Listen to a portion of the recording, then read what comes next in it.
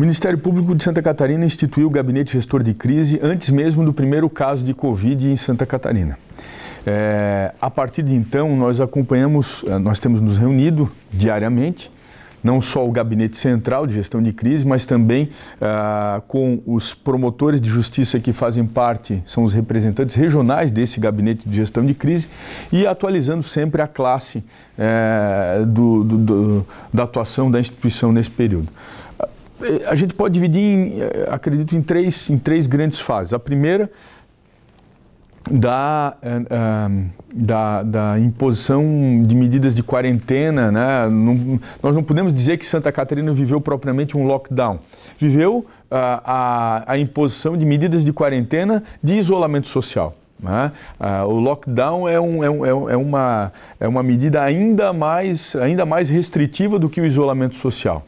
Naquele momento, o Ministério Público foi chamado pelo governo do Estado, juntamente com os demais poderes, a acompanhar a exposição do cenário, que ainda era uma incógnita, ainda estavam surgindo os primeiros casos no Brasil. Santa Catarina estava ainda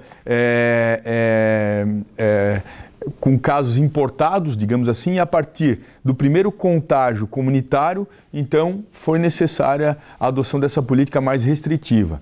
E o Ministério Público compreendeu as razões e apoiou, evidentemente, a decisão da autoridade sanitária, porque é ela quem dispõe, né, de todos os dados, informações e conhecimento para saber quais são as melhores estratégias de saúde nesse momento.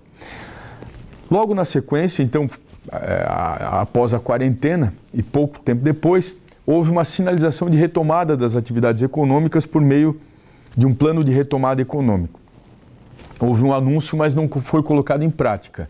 Nós nos preocupamos com essa retomada e buscamos uma interlocução com o Estado no sentido de que essa retomada ela fosse acompanhada de alguns requisitos.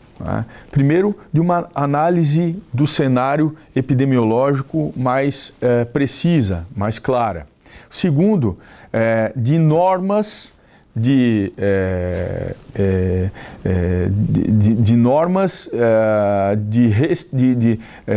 regramento dessas atividades, né? A redução do número de circulação de pessoas nos ambientes fechados, uso de máscara, álcool gel, enfim, e também de que maneira e quem faria a fiscalização dessas normas, né? Então, a partir daí a gente percebeu um aumento progressivo, quer dizer, uma flexibilização progressiva nas normas restritivas, com um estabelecimento concomitante de normas de funcionamento de cada setor, comércio, indústria, restaurantes, bares, academias, templos e cultos religiosos. E agora a gente vive, então, uma outra fase, que é a partir do monitoramento da curva epidemiológica, é esperado que essa abertura, ainda que regulada por normas de funcionamento, ela promova o aumento do número de casos e, obviamente, o aumento do número de pacientes que necessitem de leitos no sistema de saúde. O papel do Ministério Público agora, então, é acompanhar juntamente com os demais órgãos envolvidos na política, acompanhar essa ascensão e, ao mesmo tempo, fiscalizar o funcionamento dessas normas das atividades.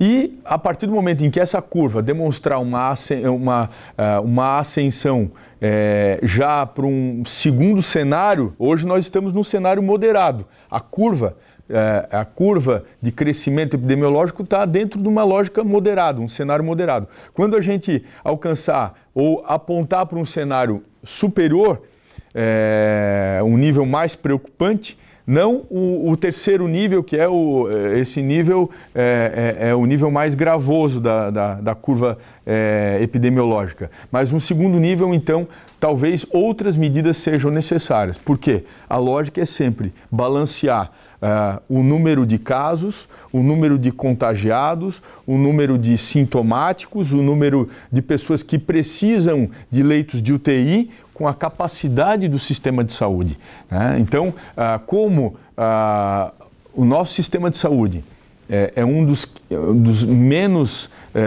congestionados, digamos assim, nós temos em torno de 16% a 17% de taxa de ocupação, nós temos condições agora de observar atentamente a abertura, fiscalizar as atividades,